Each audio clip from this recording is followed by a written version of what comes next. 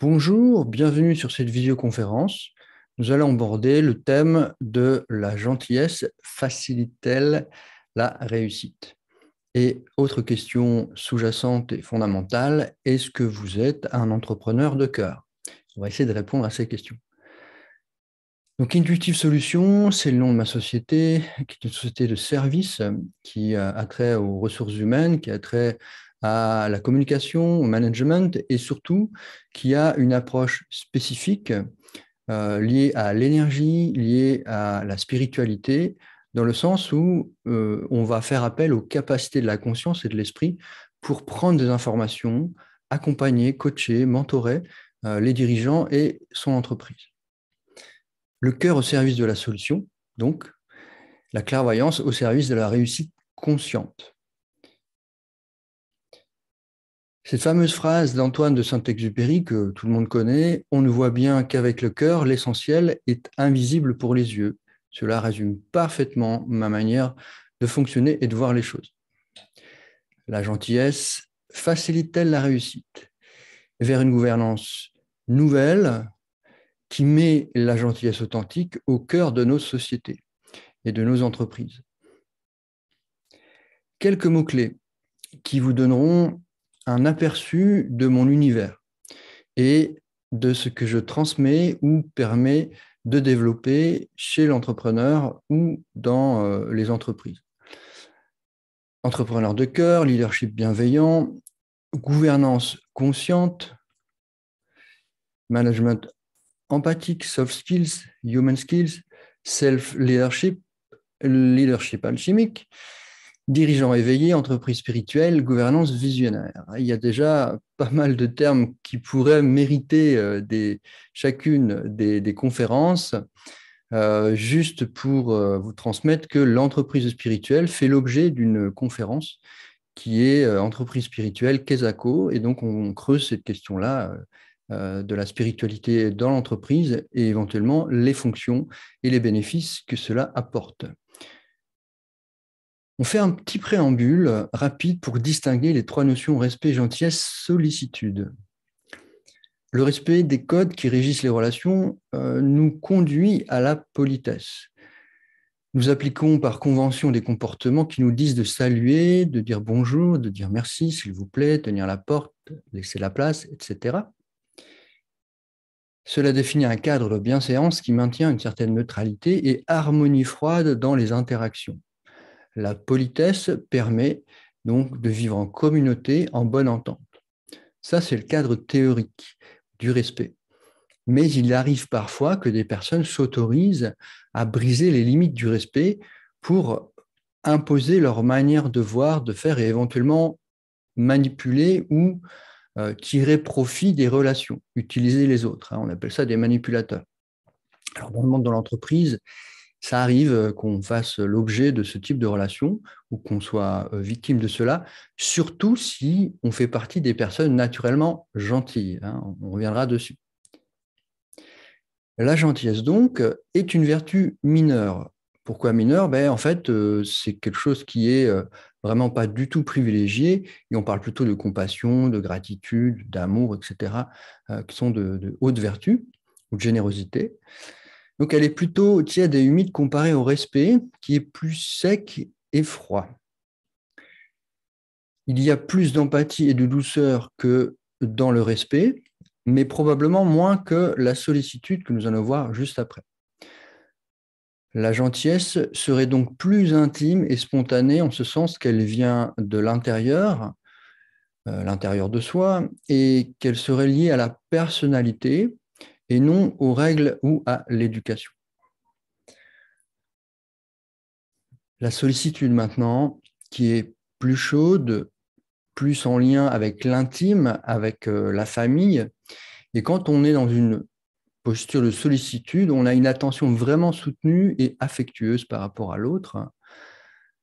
Elle peut être ressentie comme intrusive et donner l'impression en fait que la personne en fait à notre égard, si on fait l'objet de sollicitude, va anticiper nos besoins. On pense très vite à notre posture de parent. Si on est parent, mais aussi d'enfants, comme on a été enfant, ça peut être assez désagréable d'avoir un parent qui est tout le temps en train d'anticiper nos besoins et qui finalement ne nous laisse pas la place pour laisser nos propres besoins s'exprimer et éventuellement que les parents puissent accompagner cela. Ou inversement, si je suis parent, eh bien, je vais avoir toujours envie de protéger ou d'anticiper les besoins de mon enfant ou de mes enfants, et donc je vais leur proposer des choses, mais avant même qu'ils n'en aient besoin. Je prends l'exemple du bonnet l'hiver ou de l'écharpe. Bon, peut-être que l'enfant n'a pas du tout envie, qu'il va l'enlever après que je lui ai mis, mais voilà, c'est mon désir avant le sien, quoi, pour me sécuriser et m'apaiser par rapport aux peurs que j'aurais, quoi. Alors, de fait, on imagine mal un dirigeant plein de sollicitudes pour ses associés et employés, parce qu'évidemment, comme on disait tout à l'heure, ça peut être vraiment ressenti de manière intrusive et déplacée. Et en plus, ça peut être mal interprété. On peut dire, voilà, un, c'est un dirigeant qui est trop gentil, qui vraiment a une attitude un peu trop intimiste, et on va le qualifier un peu de faible, de naïf et de déplacé, quoi. Avoir juste du respect, ça peut poser problème parce que ça peut laisser planer le désintérêt.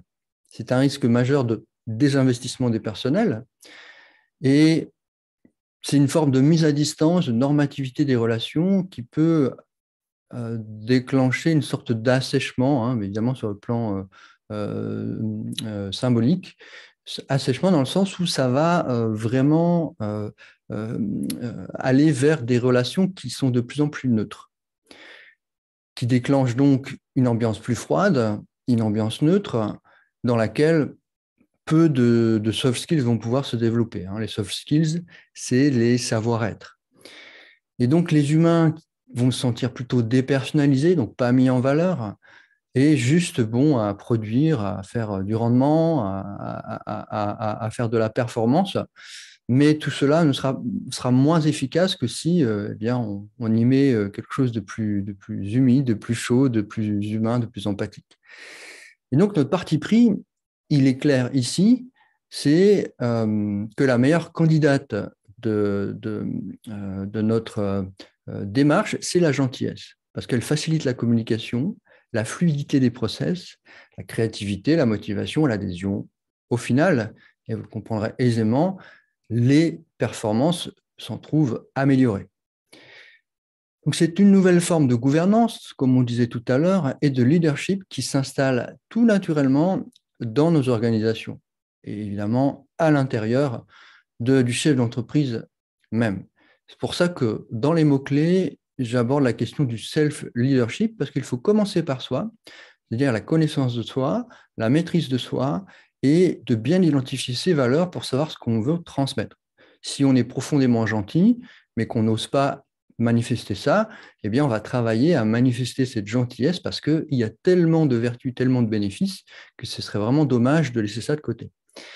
Et donc, pour résumer tout ça, je parle d'une gouvernance de cœur.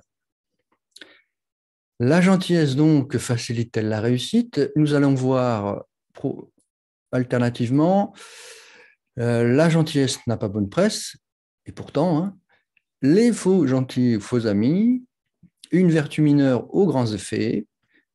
Êtes-vous un entrepreneur de cœur? La notion phare, la gentillesse souveraine. On prendra un petit temps de relaxation, de visualisation pour intégrer les critères de la gentillesse souveraine en soi et pour son entreprise.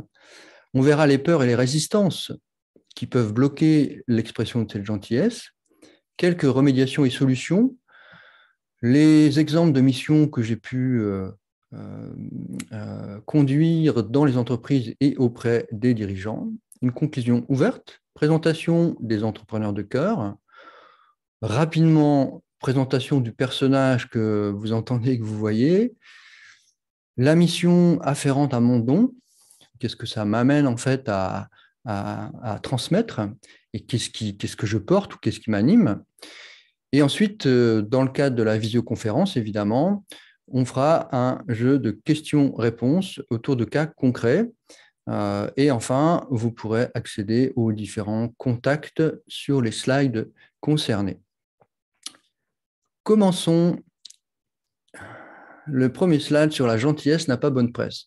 Et alors, moi, j'ai ce souvenir, hein, parce que je fais partie de cette génération des années 70, qui a vu Le Père Noël est une ordure, Le Dîner de con, et en fait, ce sont bon, Le Dîner de con, c'est un peu plus tard. Ce sont des films qui mettent vraiment la gentillesse comme synonyme de bêtise, de naïveté, de faiblesse. Et donc, voilà, quand tu es gentil, tu es un peu bête. Ah ben toi, tu es vraiment gentil ou vraiment gentille. Et là, on va pouvoir mettre la personne en boîte et puis abuser d'elle, en fait. Alors, il y a la notion de profit, c'est-à-dire que la personne qui est gentille ne sait souvent pas dire non et elle veut rendre service parce qu'elle veut faciliter les choses pour l'autre, vraiment pour se faire soit apprécier, aimer, mais c'est parce que c'est quelque chose de vraiment naturel chez elle. Et donc, cette posture de gentillesse eh bien, va attiser certains comportements de certaines personnes dont on a parlé tout à l'heure, qui seraient moins gentilles et qui seraient plutôt manipulatrices ou prédatrices. Et donc, ça nous amène à parler des faux gentils ou des faux amis. Les faux gentils donc, utilisent la gentillesse pour obtenir de bonnes grâces. Donc, en fait, ce n'est absolument pas un acte désintéressé que peut manifester un vrai gentil. Et comme on dit souvent, l'habit ne fait pas le moine. Donc, quelqu'un qui manifeste des comportements de gentillesse à votre égard n'est pas forcément un vrai gentil. Ça peut être une personne qui a des intentions pas forcément bienveillantes à votre égard, par rapport à vous, mais aussi par rapport à d'autres. Hein. Et qu'est-ce que ça traduit? Profondément, finalement, la personne n'aime pas les autres, elle est plutôt égocentrée. Au pire, elle peut être même un prédateur déguisé. Et la technique la plus évidente que vous avez peut-être déjà observée autour de vous, sur le plan professionnel, voire même sur le plan familial, c'est une personne qui va avoir tendance à flatter, valoriser, surtout dans les débuts de la relation, pour développer chez sa victime, entre guillemets, un sentiment de confiance, voire même de dépendance affective, qui va lui permettre ensuite de mieux la servir. Voilà. Donc, sans rentrer trop dans le détail, ça vous donne déjà des petites indications sur les dangers d'être en lien avec un faux gentil ou un prédateur déguisé. Et donc, comme dit tout à l'heure, vous aurez accès par la suite à une conférence spécifique sur les personnalités difficiles, voire toxiques, les manipulateurs, prédateurs au sein de l'entreprise. Une vertu mineure aux grands effets. Et oui, effectivement, quand vraiment la gentillesse peut s'installer au cœur des entreprises, elle met forcément de bonne humeur, parce que quand on arrive le matin au travail et qu'une personne, un collègue ou même le dirigeant, le patron, ou les employés ou collaborateurs vers le dirigeant qu'on est, eh bien, c'est ouvrir la porte, faciliter le passage, faire un grand merci, sourire, etc. C'est vraiment les attitudes qui vont en fait générer, on va dire, de bonnes hormones et quelque chose qui va déclencher les sourires, la légèreté et qui va créer un lien beaucoup plus fluide entre les membres des équipes. Et donc, cette gentillesse, évidemment, elle ouvre le cœur et elle active cette fameuse intelligence émotionnelle qui peut être résumée par l'empathie. Ça permet d'être dans la gratification, la reconnaissance, parce qu'on a tous besoin d'être regardé, d'être reconnu. Hein. On se construit par le regard ou le contact avec nos parents. Et si on n'a pas eu ça, évidemment, ça peut provoquer des fragilités ou des blessures. On pourra en parler rapidement tout à l'heure. Elle permet donc plus de solidarité, d'action commune, elle instaure l'empathie comme principe moteur de l'entreprise et elle reconnecte à l'attention à l'autre pour plus de bienveillance. Alors ça, c'est un aspect très important qu'on va aborder rapidement sur la nature innée de la gentillesse. En fait, on est gentil. Quand on sort du ventre de la maman, on est naturellement gentil, débonnaire, naturellement serviable, et on voit naturellement le bien de notre entourage. Alors ça, c'est quelque chose qui est vraiment observé en psychoclinique, et puis même soit on peut l'observer, c'est voilà l'évidence. Par contre, une chose est sûre, c'est que notre parcours de vie, les expériences négatives, les croyances, les us et coutumes, l'éducation, etc., les blessures, les peurs, tout cela va avoir tendance à se modifier et à créer des biais euh, de personnalité. Donc, les profils de personnalité vont se tisser différemment selon nos parcours de vie. Hein, donc, c'est la notion d'épigénétique qui explique l'impact de l'environnement sur l'intérieur, les cellules, les organes, l'attitude, etc., qui fait que entre l'inné et l'acquis, finalement, c'est l'acquis qui l'emporte. Donc, nous devenons durs ou méchants selon notre expérience ou nos expériences. C'est une manière aussi de se protéger des souffrances occasionnées et de cacher les blessures de son âme que d'avoir une attitude un peu dure, un peu dissociée, un peu, comme on dit ça, distante. C'est comme une armure, en fait, qui nous permet de ne plus recevoir de coups de couteau, de recevoir des mots qui nous déplaisent, des humiliations ou tout un tas de choses qu'on a pu ressentir. Et donc, on va se carapaçonner et progressivement s'isoler à la fois de l'extérieur et de soi parce qu'on va se retrancher. Et donc, notre gentillesse profonde et naturelle ne pourra plus euh, s'exprimer et sortir de soi. La question fondamentale en lien avec la gentillesse facilite-t-elle la réussite, c'est êtes-vous un entrepreneur de cœur? Alors oui, oui, absolument. Si vous aimez vraiment les autres. Alors c'est une question, c'est un aspect qui est important de préciser, c'est que aimer vraiment les autres, c'est pas quelque chose de mental. C'est-à-dire qu'on peut dire, bah oui, évidemment, j'aime les autres. Ben, non, c'est pas si évident que ça. Parce que le degré de l'amour que j'ai pour les autres et ma gentillesse vis-à-vis des autres dépend de la gentillesse et de l'amour vis-à-vis de moi-même. En fait, c'est un miroir. Les deux vont de soi.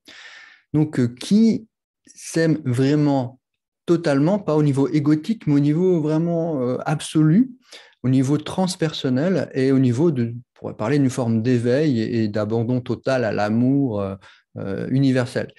Qui peut prétendre ça, sauf peut-être des saints ou des êtres totalement éveillés qui sont dans l'amour absolu.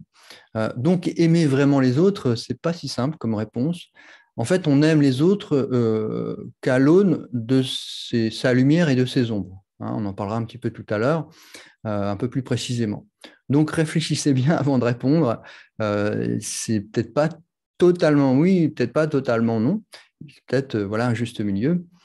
Et donc, mais quand même, vous pouvez être un entrepreneur de cœur, même si vous n'êtes pas totalement et dans le vraiment les autres. Vous voulez aussi faciliter la vie des autres quand vous êtes un entrepreneur de cœur. Vous voulez le bien de vos collaborateurs et de vos associés et de vos équipes. Vous communiquez avec cœur et empathie, c'est la base en fait. Hein. Vous voulez augmenter le confort. Alors, il y a la notion de qualité de vie au travail. Bah, pour vous, ça fait partie des priorités parce que plus vos collaborateurs ou vos salariés sont confortables, et plus évidemment, vous allez en retirer des bénéfices dans leur engagement et dans leur investissement. Donc, c'est gagnant pour tout le monde. Donc, vous valorisez spontanément tout le monde en les remerciant avec cœur pour le temps et l'énergie, pour le fait qu'ils donnent de leur temps, de leur vie, euh, de leur intimité même, pour l'entreprise. Donc c'est vrai que c'est fondamental d'encourager ça, de le reconnaître et d'être dans la gratitude par rapport à ça. Et puis, si vous êtes vraiment l'entrepreneur de cœur, eh bien, vous savez placer l'intérêt commun avant le vôtre. Ça veut dire quoi? Être un vrai gentil. Ça, c'est très important de comprendre ce qu'est un vrai gentil par rapport au faux gentil dont on a parlé tout à l'heure. Donc un vrai gentil, c'est quelqu'un qui est profondément sensible, profondément connecté à son cœur, et ses actes de gentillesse sont totalement désintéressés. C'est pour ça que j'insiste en disant gentillesse authentique. et désintéressé, mais en fait, la gentillesse, dans sa définition, elle est forcément authentique et désintéressée. Mais bon, il faut distinguer le vrai gentil du faux gentil, on insiste pour enfoncer, si on peut dire le clou, dans la question de l'enracinement de la gentillesse dans son ADN, quoi. Donc, si vous êtes gentil, vous êtes forcément généreux et vous voulez le bien des autres, le bonheur des autres. Dans la relation à vous-même, vous avez aussi l'intention de devenir meilleur et vous avez une grande capacité à vous remettre en question. Ça, c'est quelque chose qui est aussi très significatif chez les gentils. Vous voulez aussi, sur le plan plus global, plus général, rendre le monde meilleur. Et vous avez évidemment une tendance naturelle à respecter les êtres vivants et la nature. Vous êtes très sensible sur tout ce qui est vivant sur Terre, même par rapport à la Terre, à l'univers, etc. Vous avez une conscience globale de la vie sur Terre et dans l'univers. Vous œuvrez aussi à plus de solidarité, à plus de responsabilité, etc. Nous arrivons à cette notion fondamentale qu'est la gentillesse souveraine. Alors, quand ce terme et cet agencement gentillesse et souveraineté s'est mis en place, ça a comme exprimé une clé, en fait, à l'intérieur de moi. Ben, je dis oui, en fait. Si on remet la gentillesse au centre de nos préoccupations et qu'elle devient souveraine, elle peut faire des miracles, elle peut changer euh, la direction de notre entreprise, elle peut changer euh, la, l'ADN même de l'âme de notre entreprise. Et donc, gentillesse souveraine, pour moi, c'est quelque chose qui est fondamental dans l'accompagnement des dirigeants et le travail de transformation et d'accompagnement du changement des entreprises. Donc, considérer la gentillesse comme innée, comment dirais-je, c'est quelque chose qui va nous autoriser à aller recontacter à l'intérieur de soi, mais aussi à l'intérieur de l'entreprise, des comportements qui au départ étaient naturels et que l'on va devoir, un peu comme une rééducation, réhabiliter et réactiver. Et dans le sens où on réactive ça en soi et entre soi, eh bien, elle va redevenir majeure, alors qu'au départ, on disait que c'était une vertu mineure. Et une fois qu'elle redevient majeure, eh bien, évidemment, elle va pouvoir s'installer de manière principale. C'est pour ça que je parle de modus operandi. Donc, elle va redéfinir les priorités. Et donc, elle va devenir une ligne directrice pour installer les soft skills, donc les savoir-être, dans notre culture d'entreprise. Elle nécessite donc un travail sur soi, d'être réactivé, donc vertu première, de se reconnecter à sa sensibilité, à sa vulnérabilité, et pour recouvrer justement cette gentillesse naturelle qui est levée tout au fond de son cœur. Et ceci nous amène à transiter vers cette fameuse relaxation dont je vous ai parlé, qui va nous permettre de se reconnecter en conscience avec son cœur, sa sensibilité, et ceci dès maintenant. Donc, je vais vous inviter à soit faire une pause sur cette vidéo pour prendre le temps de vous installer, ou éventuellement voilà, de faire autre chose, parce que cette relaxation et cette visualisation guidée va vous demander peut-être un quart d'heure, 20 minutes de totale tranquillité pour ne pas être dérangé. Hein, donc vraiment, prenez toutes vos dispositions pour être tranquille.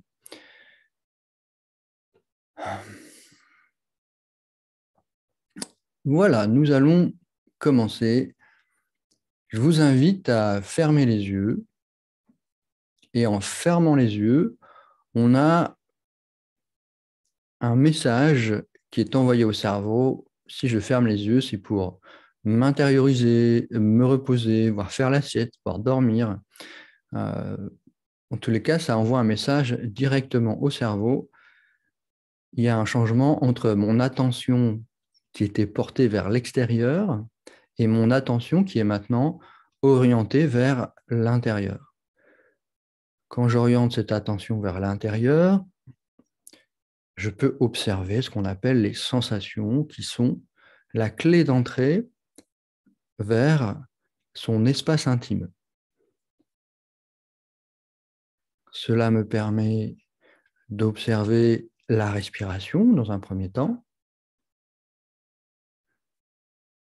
En parallèle de cette respiration, je peux aussi percevoir le contact de mon corps sur le fauteuil.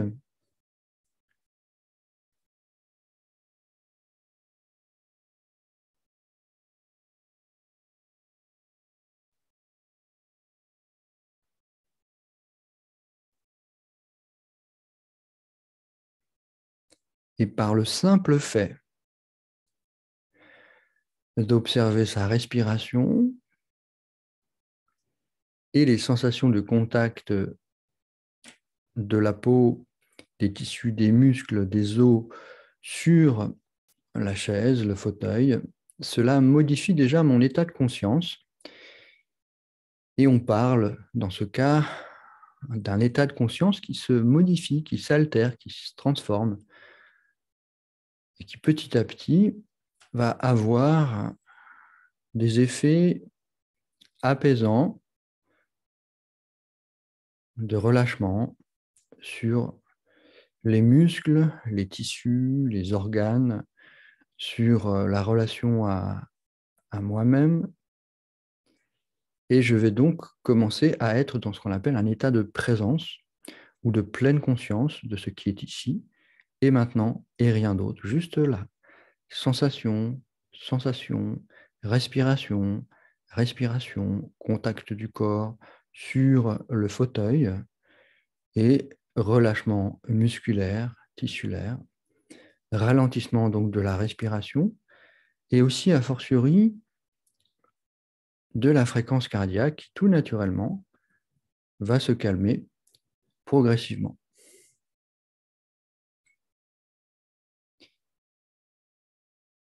On peut aussi y ajouter une observation de la respiration haute, intermédiaire ou basse. Montre-moi comment tu respires et je te dirai comment tu es dans ta vie, comment tu fonctionnes, qu'est-ce qui se passe à l'intérieur de toi. Si j'ai une respiration haute au niveau claviculaire, épaules, blocage de la nuque, de la mâchoire, etc., évidemment, c'est une posture de tension, de stress, voire de peur, voire même de blocage et de coupure entre mon mental et mon corps. C'est-à-dire, je ne suis pas dans mon corps. Je ne le sens pas, je ne le perçois pas, je bloque.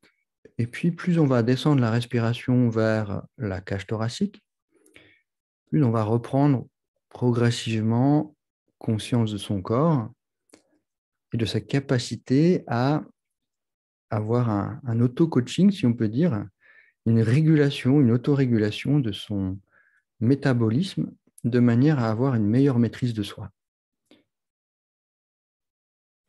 Et si il m'est facile de respirer jusque dans le ventre, c'est-à-dire que le ventre se dilate et se rétracte tranquillement, de manière flexible, souple, confortable, agréable, eh bien, ça m'envoie le message que tout va bien, tout est tranquille et surtout que je suis en sécurité jusqu'au fond de mon bassin pour avoir un bon ancrage, une bonne assise et être profondément calme.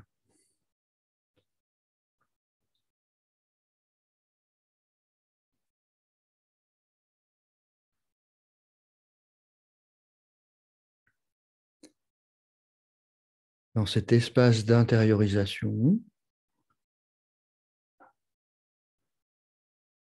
on va se laisser un peu descendre encore, comme si on entrait dans un ascenseur et que on le laissait descendre d'étage en étage jusqu'au sous-sol et peut-être même plus profondément pour aller jusqu'à notre caverne intérieure, notre chambre sacrée, dans laquelle il y a notre enfant intérieur, notre intimité, notre sensibilité, l'être naturellement gentil, profondément gentil, le nouveau-né, le baigneur, l'enfant divin, voilà, tout ce qui symbolise, ou une fleur, hein, tout ce qui symbolise la fragilité, la sensibilité, la vulnérabilité, mais aussi la beauté, l'amour, la lumière, la légèreté, la vibration, l'harmonie.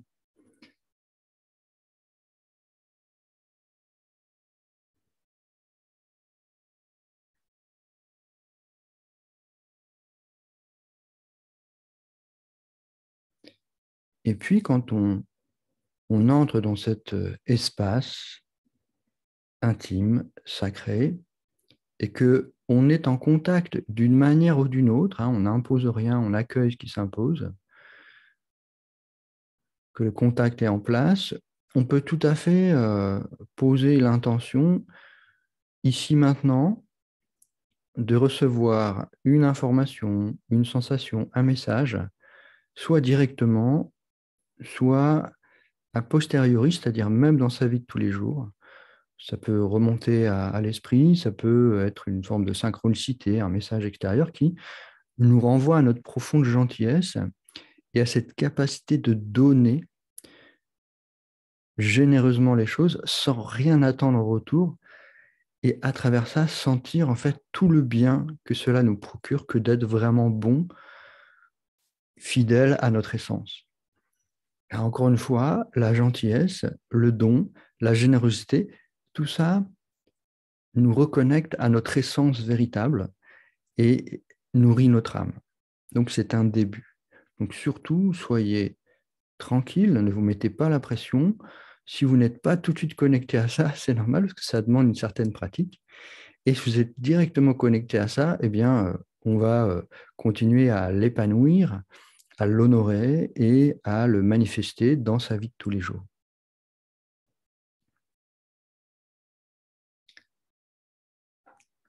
Donc, pour les deux aspects, si vous êtes totalement connecté à ça dès à présent, eh bien, laissez-vous complètement imprégner par cette énergie et éventuellement guider et peut-être même laisser des messages venir pour encore plus vous connecter à votre grande sensibilité, à votre gentillesse et à votre capacité à donner généreusement de manière totalement désintéressée, d'abord à votre enfant intérieur, à vous-même, pour développer une intimité encore plus grande. Et si vous êtes dans une posture un peu intermédiaire, eh bien, revenez à la respiration, parce que déjà, à travers la respiration, vous pouvez adoucir le rapport à vous-même en ayant une respiration très, très douce, très profonde, très chaleureuse, pour venir caresser les joues de votre âme sœur, à l'intérieur de vous. Et on peut rajouter un ingrédient, c'est pour développer encore plus l'amour, la gentillesse, la bienveillance, la générosité, le don, de penser à une personne, un être vivant qui vous met dans un état d'amour et que vous aimez profondément. Ça peut être un enfant, un bébé, un animal, un être cher, et de laisser vraiment votre cœur prouver, manifester votre amour total pour cette personne et vous mettre en communion d'âme à âme pour remercier dans la gratitude, dans l'amour absolu, le cœur, la lumière, la vibration, les frissons de grâce, et dans une forme d'état de grâce, parce qu'on va être dans la gratitude et on va remercier avec toutes nos cellules, avec toute notre âme, les personnes ou la personne ou l'être vivant qui déclenche chez nous un état d'amour total. C'est pareil, c'est quelque chose qui se développe progressivement et qui peut toujours aller plus loin. Et en fait, l'amour n'a pas de limite dans sa capacité à s'intensifier et à prendre de plus en plus de place à l'intérieur de soi pour qu'à un moment donné, cet amour, cette gentillesse, cette générosité puisse vibrer et rayonner. Et donc à partir de là, on va incarner cela.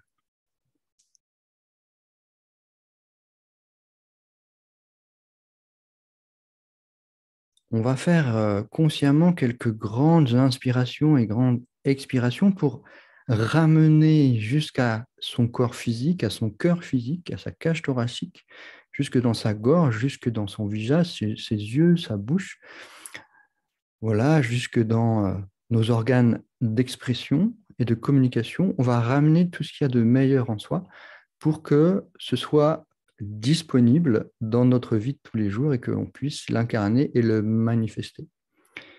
Voilà, c'est comme un appel et un rappel et une réintégration de cette propension à être bon, gentil, bienveillant, chaleureux, à être dans le don, désintéressé. Et notre âme est vraiment dans une forme de béatitude et de remerciement d'être nourrie un peu ou beaucoup tous les jours par des petits actes simples dans la vie quotidienne, professionnelle et autres, parce que notre âme, en fait, est en don permanent, c'est sa nature. Donc plus on va donner, plus on va être heureux en fait, et plus on va rendre les autres heureux.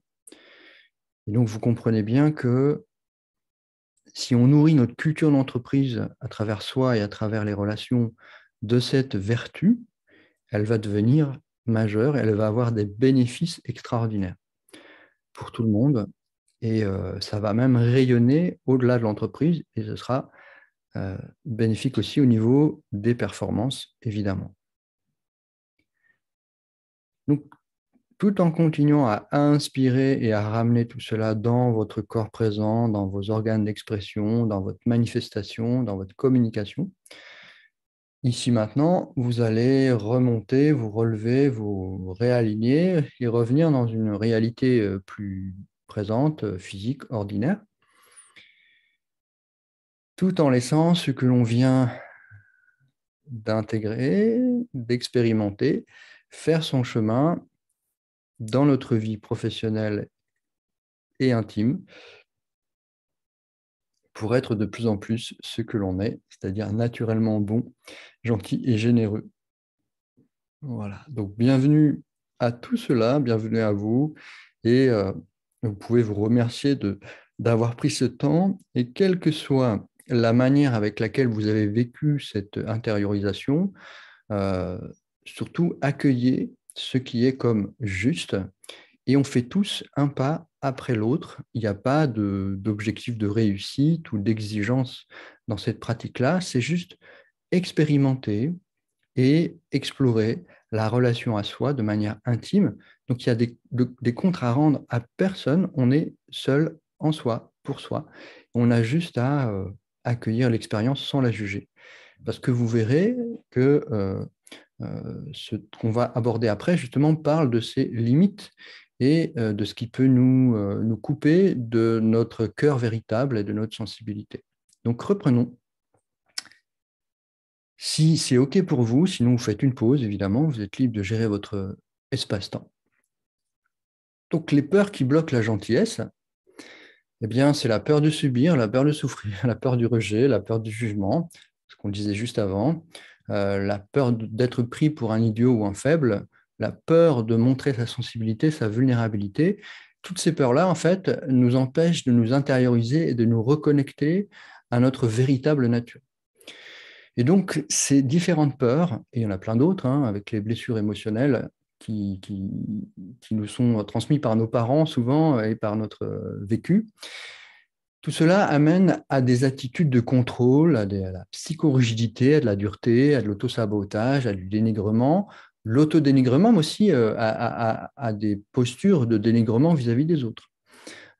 Et donc, évidemment, cela affecte l'ambiance de l'entreprise et on peut sentir une certaine pression, un poids, une boule au ventre en allant au travail. Qu'on soit dirigeant d'ailleurs, hein, parce que j'ai accompagné des dirigeants qui ne voulaient même plus aller dans leur entreprise parce qu'ils avaient une boule au ventre, ils étaient limite en burn-out et il fallait justement rétablir l'équilibre entre ce qui se passait à l'intérieur d'eux et ce qui se passait dans l'entreprise. Donc, sans rentrer dans les détails, quand ça s'améliore, c'est-à-dire quand la boule au ventre tombe, quand la pression disparaît, eh bien, tout rentre dans l'ordre et d'un coup, c'est comme par magie, tout bascule et d'un coup, la lumière et le soleil de nouveau rayonnent. Hein. Donc, rien n'est définitif. Si vous êtes dans ce cas, vous pouvez tout à fait faire appel à moi et vous verrez que tout cela peut très vite évoluer et changer. Donc, les remédiations et les solutions, alors c'est très succinct. Par rapport à l'entreprise, ce que je fais, c'est que dans un premier temps, quand on fait appel à moi, je vais me mettre en lien avec le cœur, avec mon énergie, avec ma sensibilité, avec ma clairvoyance, à distance, pour tout de suite sentir le problème principal. Et puis l'intuition, la clairvoyance, rentre pas dans le détail, ça va droit au but, ça va exactement là où ça doit aller. C'est un peu aussi quand j'observe une personne, je vois exactement là où il faut aller, là où ça bloque et là où ça a besoin de se débloquer et de se libérer pour vraiment faciliter et la vie de la personne et qu'elle retrouve son équilibre. Donc, je considère l'entreprise comme un organisme vivant, comme un être vivant. Donc, pour moi, c'est très, très facile de percevoir les choses. Donc, j'utilise des audits flash, des screenings intuitifs, je scanne les choses à distance qui, ensuite, me permettent de me rapprocher du dirigeant et des acteurs de l'entreprise pour proposer des solutions, des plans d'action et rapidement changer les choses. Alors, il y a quelque chose qui est assez magique, c'est que sitôt qu'on fait appel à moi ou à mon énergie ou à ce que j'incarne, à ce qui m'anime, ça a déjà des incidences à la fois sur le dirigeant et aussi sur l'entreprise. Ça adoucit déjà les choses, vous savez, parce que tout est relié. Donc, selon les personnes que l'on rencontre, ça va changer notre vie. Si c'est une personne qui est complètement ouverte, complètement dans le cœur, dans l'amour, etc., forcément, ça va changer notre vie. Si c'est une personne qui est complètement fermée, dure, etc., forcément, ça va changer notre vie. Tout est soumis aux mêmes lois, hein. Il n'y a pas de mystère dans la matière. Pour les dirigeants, bah, vous l'avez compris, c'est un travail sur soi qui demande un accompagnement vraiment intime, individuel, qui peut être vraiment aussi extrêmement transformateur parce que le fait que le dirigeant ou que vous ayez des libérations par rapport à des blocages, par rapport à des aspirations, ou même qu'il y ait des éclairages qui vous soient apportés pour faciliter vos prises de décision, tout cela va fluidifier en fait les choses en vous et donc forcément à l'extérieur de vous. Et si l'ingrédient de la gentillesse naturelle devient plus en plus importante, eh bien, ça va aussi avoir une incidence directe sur votre environnement humain et tout le monde va pouvoir bénéficier de cela. Alors, je donne un exemple pour concret. Par exemple, on peut choisir de manière tout à fait discrète, c'est-à-dire confidentielle, sans en parler à personne. On peut choisir une personne de notre entourage et puis se demander qu'est-ce que je peux faire pour elle, pour lui faciliter sa tâche, sa vie, sa situation, de manière totalement désintéressée, voire même parfois anonyme.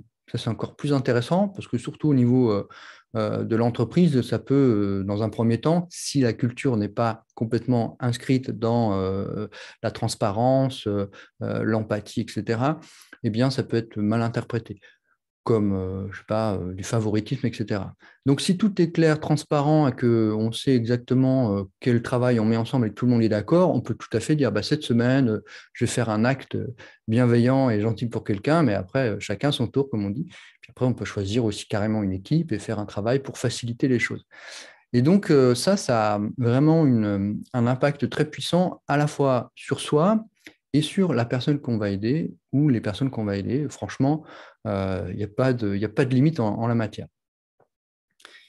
Alors, au niveau des salariés et des équipes, on passe vite ce slide parce que bah, c'est des interventions à travers du coaching, des entretiens, à travers les ateliers, des formations, des stages en immersion pour aider justement les salariés à reconnecter, à recouvrer cette compétence naturelle que l'on peut nommer les savoir-être pour les aider en fait à reconnecter avec leur vraie sensibilité, leur vraie nature, leurs vrais besoins et exprimer tout cela. Donc ça permet aussi de travailler sur la communication et les outils afférents à cela.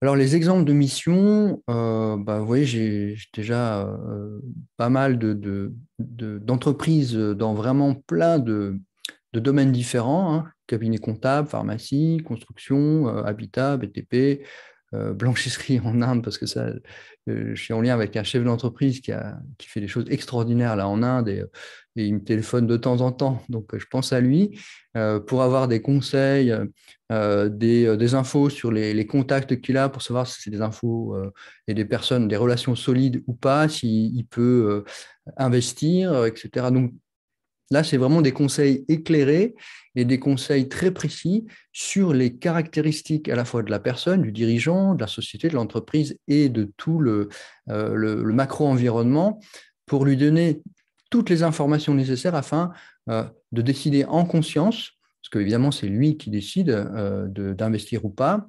de manière la plus sécurisée possible, la plus confiante. Alors, la notion de mentoring, j'aime bien parce que c'est un domaine. Alors, le mentoring, ça nécessite de la part du mentor, en fait, une expertise poussée dans le domaine de ce qu'il va proposer aux dirigeants ou à la personne. Bon, moi, la part la plus experte que j'ai, c'est tout ce qui a trait à la conscience, tout ce qui a trait au développement de sa sensibilité, tout ce qui a trait à la spiritualité, à l'intuition, à la connaissance de soi. Donc, globalement à l'intelligence intrapersonnelle qui va pouvoir aussi se développer chez le dirigeant pour qu'il soit dans une autogouvernance, si on peut dire, un self-leadership qui va lui permettre d'augmenter son charisme, de faciliter la concrétisation de ses projets et d'avoir une activité, un rendement de plus en plus important. Et c'est vrai que je pense souvent que dans cette démarche, ça vient systématiquement quand j'accompagne, c'est qu'il y a toujours ce rapport de l'investissement et du temps. Je crois que c'est la loi de Pareto, me semble-t-il, c'est 80-20%.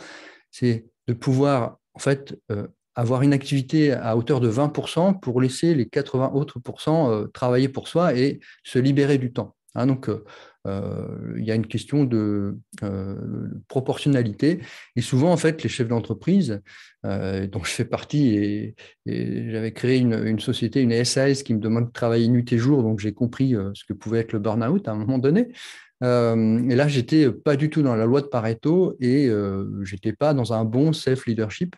Et donc, j'ai appris à développer un meilleur self-leadership et à mieux gérer mon temps en libérant évidemment les choses pour aller vers plus d'efficacité ou d'efficience dans les actes qu'on pose. Donc ça fait aussi partie du mentoring, d'aider le chef d'entreprise à affiner son rapport investissement-rendement.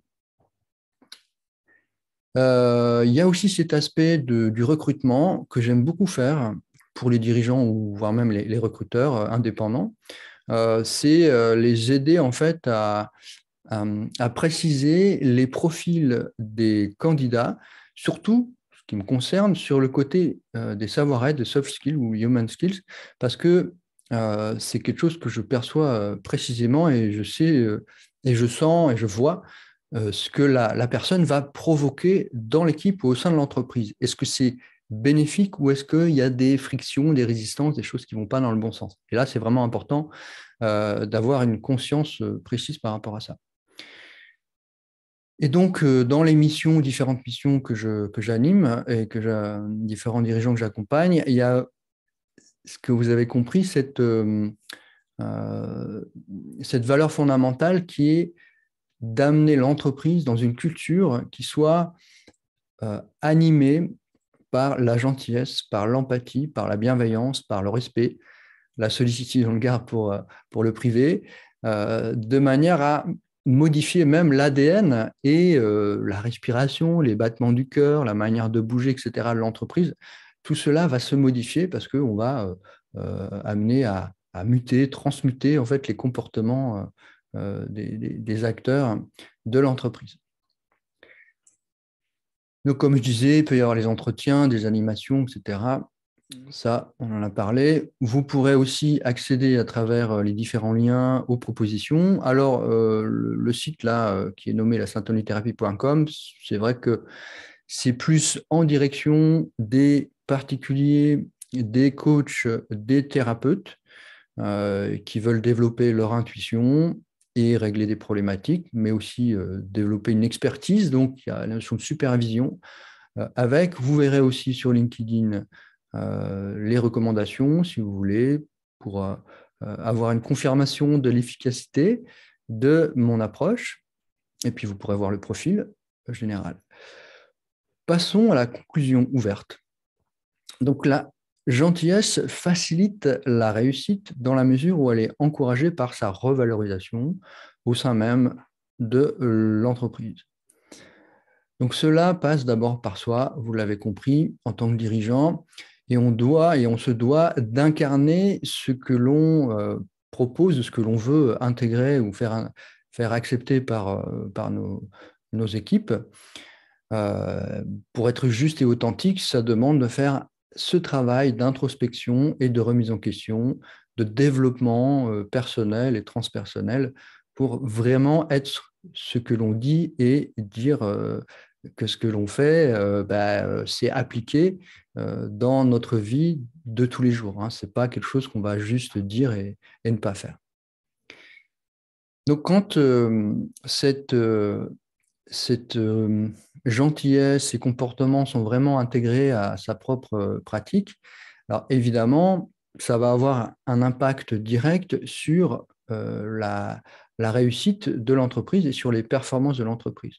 Donc, j'ai tendance à dire que, après, vous savez, c'est la boucle, quoi. C'est-à-dire qu'une fois que la réussite est facilitée, ça va aussi faciliter la gentillesse, ça va aussi faciliter les savoir-être.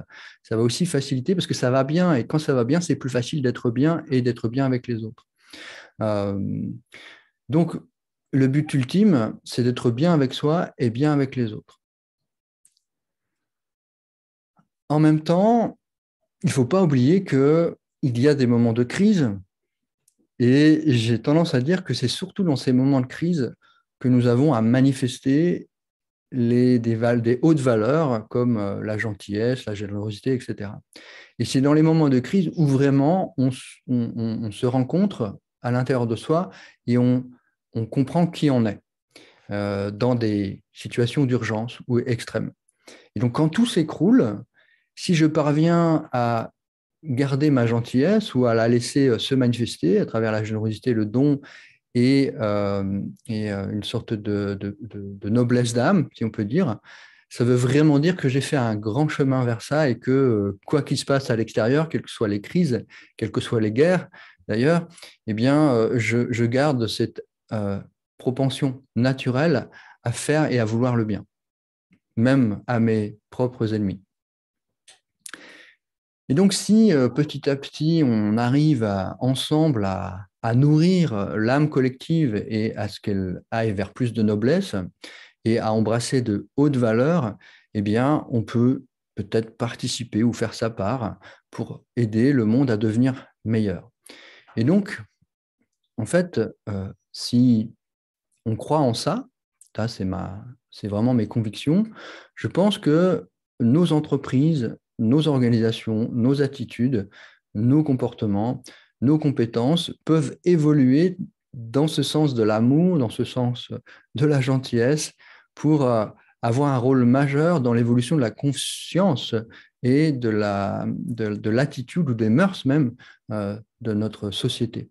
Donc, on a un rôle majeur en tant que dirigeant, c'est qu'on peut faire ruisseler nos changements intérieurs et nos attitudes et nos actes dans le collectif très rapidement pour que ça puisse aussi se répandre dans le tissu social et faire notre part. Alors évidemment, c'est relatif, hein, on n'est pas dur, on ne va pas pouvoir tout changer, mais en faisant notre part et en se réunissant, en créant des collectifs avec les mêmes valeurs, on peut aller très loin. C'est pour ça que nous devons agir de concert et potentiellement rejoindre des groupes. Alors, moi, j'ai créé des groupes, notamment un qui s'appelle les Entrepreneurs de cœur, à l'intérieur duquel, alors c'est un groupe ouvert et gratuit, on va avoir en fait des activités de méditation, des partages d'expériences professionnelles, des questions auxquelles je vais répondre, et puis des outils que je vais transmettre. Hein, donc ça, c'est quelque chose qui est vraiment, on va dire, aujourd'hui très, très utile parce qu'on a tous besoin de sentir une solidarité par rapport à des problématiques ou des questions que l'on peut rencontrer et que d'autres ont rencontrées avant nous et qui peuvent nous accompagner, nous aider pour passer certaines étapes. Voilà, donc ce groupe il se réunit 1 à 2 fois par mois par WhatsApp, donc c'est un web atelier, et on a comme objectif après de pouvoir avoir des rencontres en présentiel, voire des séminaires sur un week-end, ou peut-être même après de manière plus longue, mais ça c'est au fur et à mesure. Je laisse le temps me montrer le chemin. Aujourd'hui, j'ai appris que la volonté, il faut vraiment la mesurer, quoi, hein. Il ne faut pas trop vouloir les choses, sinon on ferme les portes. Alors, je mets que suis-je, non pas qui suis-je, parce que dans le qui suis-je, là, ça prendrait beaucoup plus de temps pour y répondre. Donc, dans le que suis-je, j'assume le fait d'être un clairvoyant conseil, parce que c'est essentiellement pour ça qu'on fait appel à moi. Et pourquoi j'ai vraiment développé ce métier, cette expertise? Parce que depuis tout petit, je suis mu par l'intérêt, un grand intérêt par les pouvoirs extraordinaires de l'intelligence intuitive. Et tout cela m'a donné accès à l'inconscient et aux énergies subtiles. Et donc, ça fait 35 ans, enfin maintenant plus, parce que depuis tout petit, en fait, hein, je vis dans ce monde-là, des perceptions subtiles, énergétiques, et de ce dialogue permanent avec l'inconscient, les informations, les mémoires qu'il y a à l'intérieur et à l'extérieur des gens, et aussi des structures, des institutions, des entreprises, parce que tout n'est que mémoire, tout n'est que histoire, et j'ai la capacité à lire tout ça avec une grande fluidité ou facilité. Voilà, ça fait partie de ma vie, la question ne se pose pas, pour moi c'est normal. Alors, j'utilise des techniques comme le remote viewing, hein, c'est des lectures à distance, pour ensuite me rapprocher et aller voir même in situ dans l'entreprise, comme à l'intérieur du chef d'entreprise, voir tout ce qui peut être amélioré, tout ce qui peut être fluidifié et harmonisé. Après, j'ai une autre casquette de thérapeute médium. Bon, voilà, ça fait une trentaine d'années et plus que je travaille dans ce domaine-là. Et je mets donc aussi toutes ces capacités-là au service des organisations. Bon, formateur en intelligence intuitive, évidemment, conférencier, j'ai créé une école de l'intuition, des techniques thérapeutiques aussi. Et l'intérêt aujourd'hui que j'ai à, à travailler avec les dirigeants, c'est que bah, je touche beaucoup plus de personnes rapidement et les effets sont très rapides, ce qui fait que bah, avec un minimum d'efforts, je touche un maximum de personnes, hein. C'est pour ça qu'à un moment donné, j'ai ouvert sur le monde dans l'entreprise. Donc, ma mission essentielle est d'éclairer votre entreprise dans sa dimension énergétique, subtile, spirituelle, hein, comme déjà expliqué. Et ce qui m'intéresse beaucoup, c'est d'observer et de faire émerger en fait les enjeux implicites. Ce qui est là depuis tout petit, c'est la capacité d'éclairer l'âme, de lire dans le cœur des êtres humains et dans le cœur de tout ce qui est sur Terre et ailleurs, hein. C'est la notion d'animisme, en fait, hein. Donc, ça peut être pris de manière métaphorique, mais dans ma perception des choses, je vois parfaitement les histoires, les mondes parallèles, etc. Et ça me permet d'accéder à des informations très précises afin de pouvoir les décanter et les libérer. Sur cette phrase que vous voyez, que l'on peut-être connaît, que vous connaissez peut-être déjà, moi c'est une phrase qui m'a beaucoup accompagné depuis très longtemps. C'est une phrase de Teilhard de Chardin qui dit que nous sommes des êtres spirituels vivant une expérience humaine. Évidemment, c'est enfoncer des portes ouvertes que de dire voilà, je fais un travail spirituel pour être de plus en plus spirituel. En fait, c'est idiot parce que on n'a pas à être spirituel. Nous sommes des êtres conscients de notre conscience. On a des aspirations spirituelles naturelles. Et pour moi, la vraie spiritualité est toute simple. C'est la capacité d'aimer toute forme de vie sur Terre. Il ne faut pas aller chercher plus loin que ça. Et d'incarner cela, ça passe du coup par la gentillesse, par les choses concrètes et par le don. Alors aussi, dans ce don qui m'anime depuis tout petit, j'ai à cœur de faire la lumière à l'intérieur des personnes pour dissiper les ombres, ainsi que dans les institutions et dans les entreprises. Et là, évidemment, bah, ça me permet de participer à l'émergence d'un monde meilleur, parce que bah, quand on voit les sourires, les yeux humides, les rires aussi qui se mettent en place quand on fait des bilans de mes interventions avec les équipes, c'est vrai que c'est extrêmement gratifiant pour moi. Donc, jeu des questions-réponses. et éventuellement scanning de un ou deux cas concrets. Alors évidemment, là, on est sur un enregistrement qui s'adresse aussi à un visionnage individuel.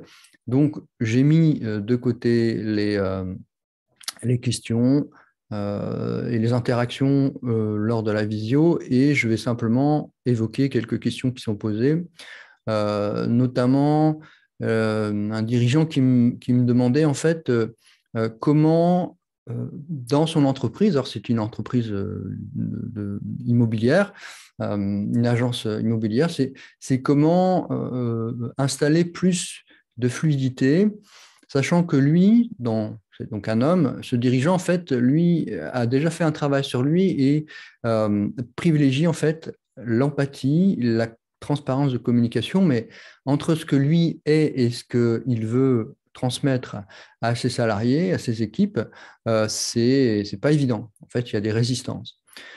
Donc, la réponse, en fait, que je lui apporte, c'est de proposer à ses salariés ou à ses associés des expériences d'intériorisation, de relaxation, pour créer les conditions favorables d'un échange d'expériences, non pas sur des choses qui concernent le travail, l'entreprise, mais sur des expériences intimes et personnelles. Ça, c'est un bon début pour ouvrir sur autre chose et nourrir l'entreprise par des expériences plus intimes. Alors évidemment, parfois, c'est moi qui le fais, c'est-à-dire qu'à distance, je vais faire des relaxations, des méditations pour initier, sensibiliser ou renforcer ce type d'expérience, de manière ensuite à ouvrir la communication et permettre aussi de fluidifier la communication entre les ressentis des uns et des autres et mettre tout le monde à égalité. C'est-à-dire finalement, quand on s'intériorise, on est tous égaux, on a tous une âme, on a tous une sensibilité, on est animé par le souffle, par des aspirations profondes.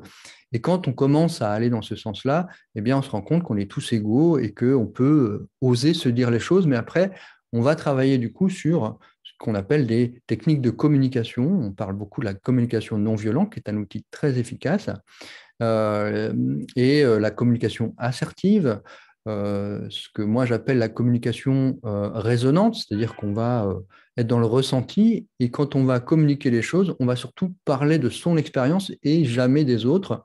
Et c'est un principe évident enfin un principe, je veux dire, qui est très utile pour ne pas créer de réaction, qu'un sentiment de jugement, où on va prendre les expériences des autres pour se les approprier, et puis là, ça va commencer à créer des tensions psycho-émotionnelles.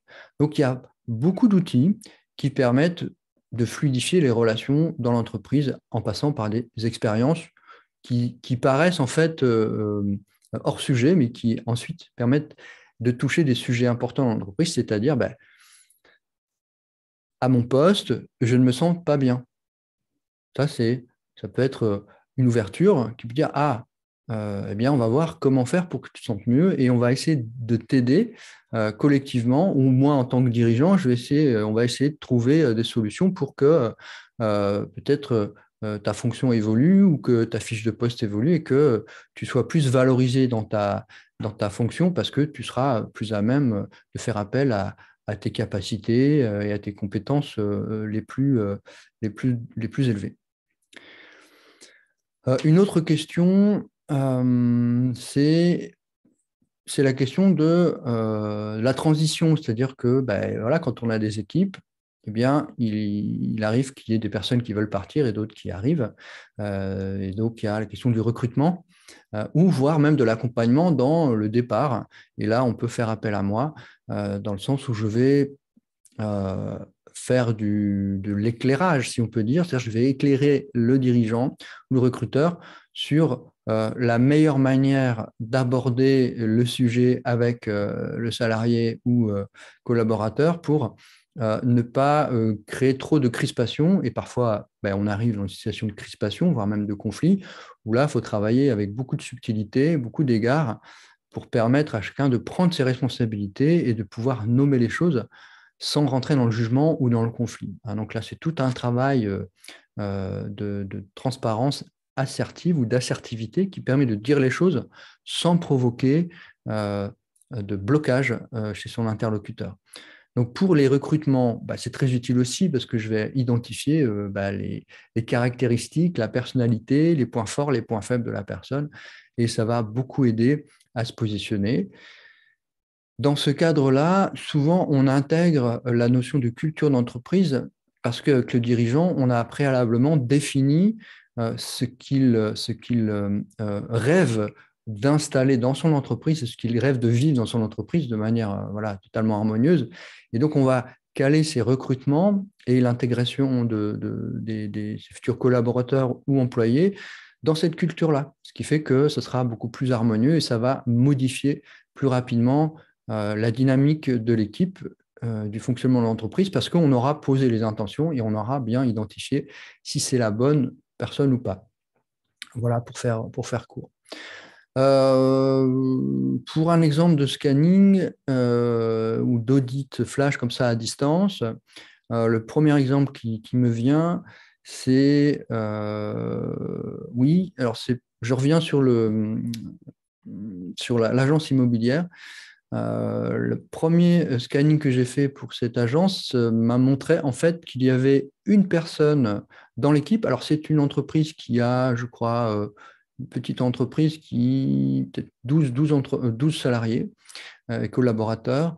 Et donc, je percevais qu'il y avait une personne plutôt masculine qui en fait avait pris le lead sur le leader. C'est-à-dire qu'en fait, le leader, il était mis de côté, il avait perdu son leadership et sa place de gouvernant principal. Et quand j'ai perçu ça, alors je le perçois très rapidement, évidemment, et que j'ai fait le retour, tout de suite, ça a résonné très fort chez lui, parce que dit oui, effectivement, il y a deux hommes dans l'entreprise, moi, dont mon collaborateur. Et évidemment, quand je lui ai tout de suite parlé de ça, il me dit oui, c'est évident, je me sens pas du tout bien. Quand je vais dans mon entreprise, j'ai la boule au ventre, je stresse, je me sens très mal à l'aise, etc.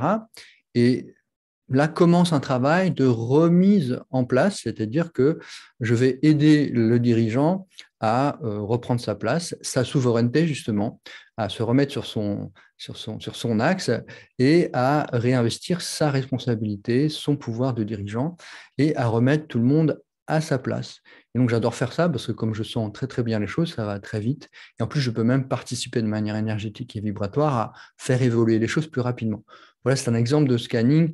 Et c'est vrai que c'est des situations que l'on peut observer assez fréquemment. Voilà, nous arrivons à la fin de cette visio et vous pouvez passer par ce lien-là pour prendre rendez-vous, sans passer par un SMS ou sans m'appeler. Vous pouvez les voir sur le lien LinkedIn, ma page. Vous pouvez aussi directement voir les prestations avec les tarifs, comme ça vous êtes au courant qu'il y a une grille tarifaire qui dépend de votre entreprise, si vous êtes solopreneur, si vous êtes TPE, si vous êtes PME ou plus, eh bien, les tarifs, évidemment, évoluent. En conséquence, vous pouvez aussi, évidemment, m'appeler directement sur ce numéro-là. Et on peut avoir un entretien ouvert sans engagement. C'est vraiment une manière de se rencontrer. Et je me ferai un plaisir de vous expliquer ce que je ressens, ce que je perçois, si je suis la bonne personne pour vous aider et si on peut faire un bout de chemin ensemble. Pour finir, la gentillesse facilite-t-elle la réussite? Là, moi, je m'engage évidemment, je pense fondamentalement oui, absolument oui. Après, ça dépend de l'engagement du dirigeant, de l'entreprise. Il faut que tout le monde soit d'accord. Et s'il y a des personnes qui ne sont pas d'accord, il faut travailler pour, entre guillemets, un peu les faire évoluer dans leur conception. Ou sinon, accepter aussi de remettre les équipes en question, voire même parfois se séparer de certaines personnes qui sont contre-productives pour soi. On ne va pas manier la langue de bois. Là, ça arrive parfois qu'on aille dans cette direction-là.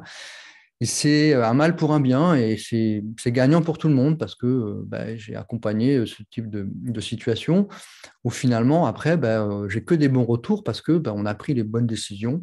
Et même pour la personne qui a accepté à un moment donné de partir ou de se séparer, ça a été aussi une ouverture pour elle. Hein. C'est jamais négatif parce qu'on prend tout en considération au maximum pour que chacun soit gagnant et que tout le monde trouve son compte par rapport à une réalité qu'on ne peut plus ignorer, dans laquelle finalement on va vers l'évidence, quoi.